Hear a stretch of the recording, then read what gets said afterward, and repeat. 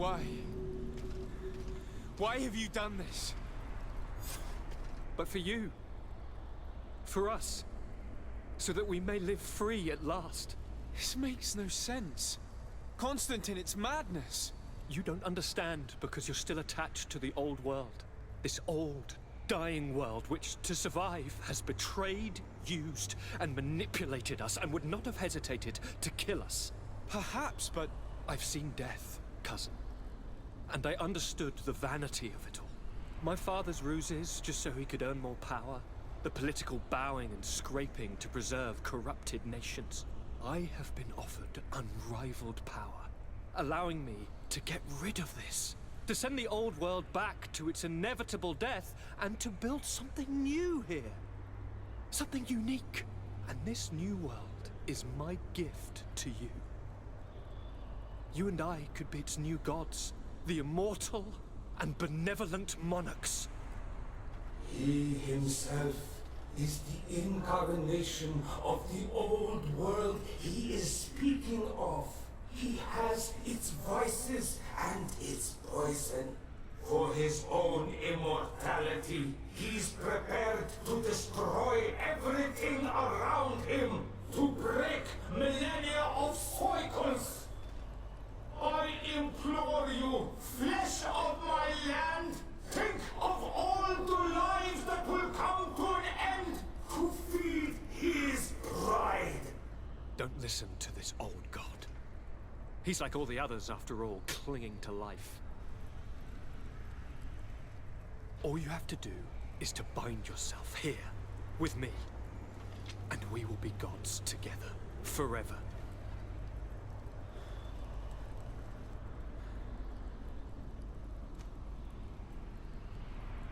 Come.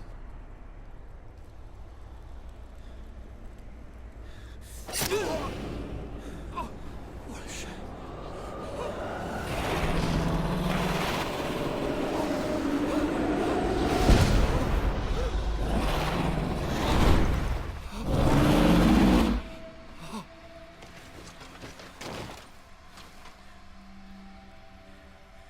good night, sweet prince.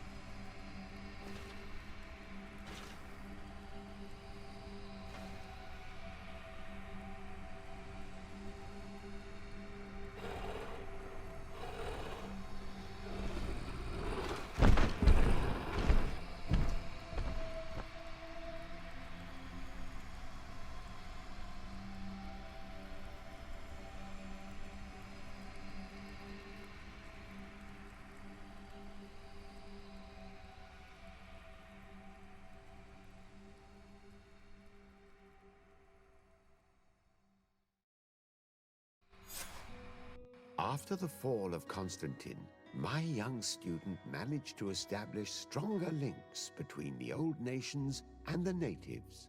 Some of their donegada were even invited to the continent, and with their help, it slowly became a land filled with life again.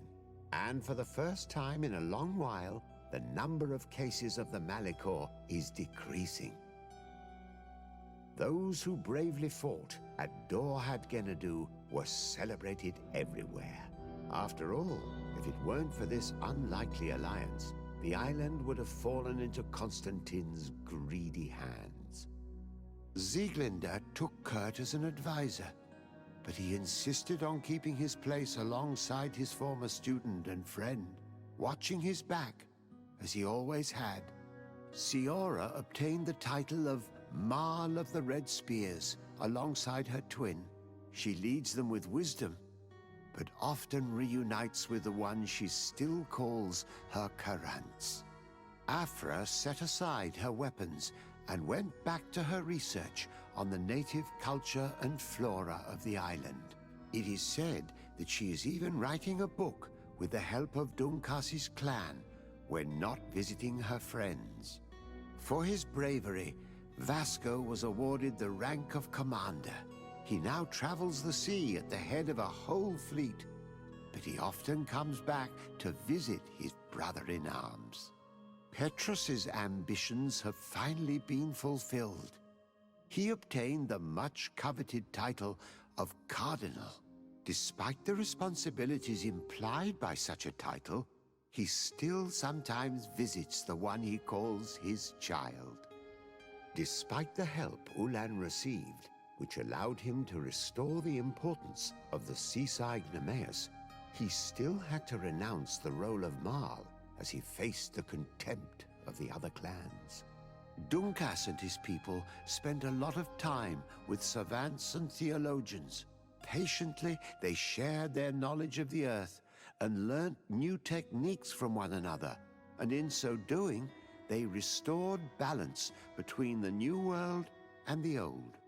The natives' hostility towards the Alliance has not diminished, and Governor Byrne is in a delicate situation, especially considering some sordid rumors in Al-Sad regarding the practices of the scholars he protects. The public revelations of St. Matthias's life led to a deep change in Teleme. The Ordo Luminis was dismantled for good, and the missionaries' purpose is now to establish dialogue rather than conversion. Aware that their culture of secrets would lead them to their demise, the Nords changed their methods.